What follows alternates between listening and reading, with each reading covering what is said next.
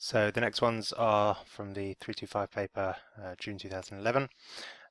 So this question 4, up to part E, where we're looking to work out which chemicals we can use to get this magic tang taste and the relative concentrations. So first of all, we're trying to deduce the chemicals that we're going to make the buffer from. So we need to remember that to make a buffer of around a particular pH, first of all we need to select chemicals which have a pKa, or the weak acid has a pKa similar to the pH required, and then we can tweak that gross pH selection with the relative ratio of the acid to its conjugate base, or one of its salts. So because we want a pH of 3.5, we look up in our table for the pKa which is closest to that, so that tells us it's lactic acid, and if we want the chemicals required to make the acid, to make the buffer, then we're going to need the acid and one of its conjugate bases, so lactic acid and potassium lactate, for example, would be appropriate. So calculate the relative concentrations of the acid and the salt required by the chemist. So here we can use the Henderson Hassel-Balch equation, which gives us the pH of a solution as the pKa of the acid plus the log of the concentration of the base divided by the concentration of the acid. So pH we've got, pH that we require, and we've got the pKa there. So our pH is 3.55 and our pKa is 3.86 plus the log of this ratio here. Now because we only want the relative concentrations, we just need this ratio here. We don't need to calculate these individually, so I'm just going to call that log x for simplicity for a minute. So rearranging that equation gives us that log x is 3.55 minus 3.86, and then if we come down here, x will just be 10 to the power of 3.55 minus 3.86, which is minus 0.31, and then plug that into your calculator and you get the answer 0.490. And because it's a ratio, we'll call that 0.490 to 1. So we'll need about double the concentration of the acid compared to the conjugate base. The other way of doing that is to work out the concentration of hydrogen ions required for that pH and then work back through with the pKa, but this equation gives us a relatively easy route through that, and so that's the one I would recommend. Comment on the validity of the prediction of the pH of the sweets could give the magic tang. If we just go to the mark scheme on that one, just one sec.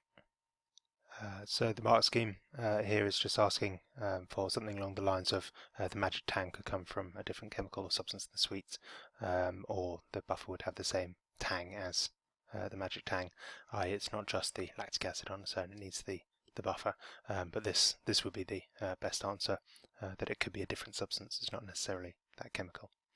Okay, so that's that question. I'll move on to the next one in a moment. So this one was question 7, I think.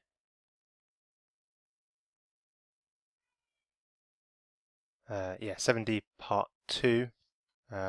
So what happens to the hydroxide ions as they start to decompose to form hydrogen and oxygen. These ones you'll just need to know they can be worked out from first principles, but again, as with the previous electrolysis, it's quite complex, the actual chemistry that's going on. So these are worth learning, but if we go through from basic general chemistry, thinking about it, how it might work.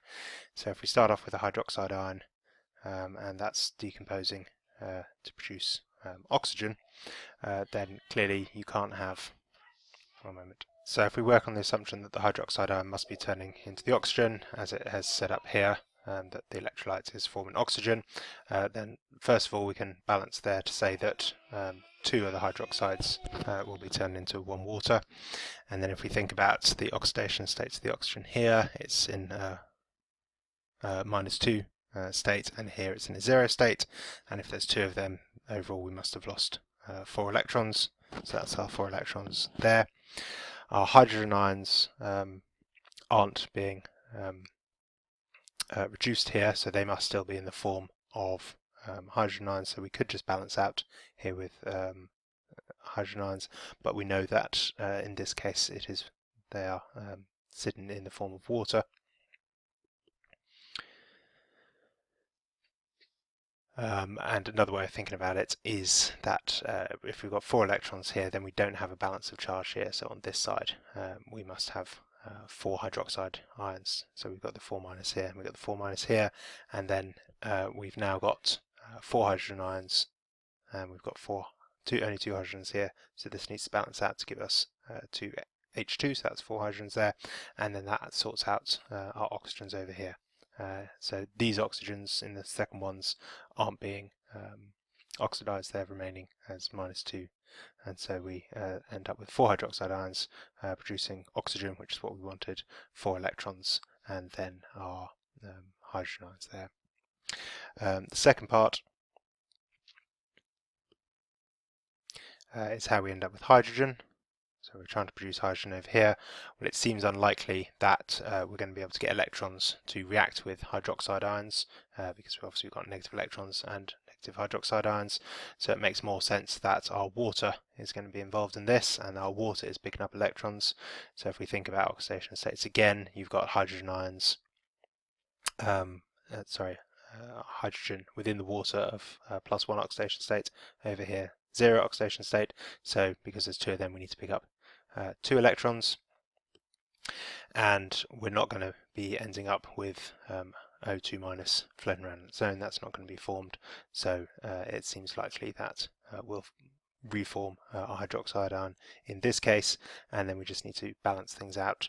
We've got 2 electrons on this side, so we need 2 hydroxide ions on that side, and now we've got 4 hydrogens, 2 oxygens on that side, so we need 2 waters on that side to balance it all out.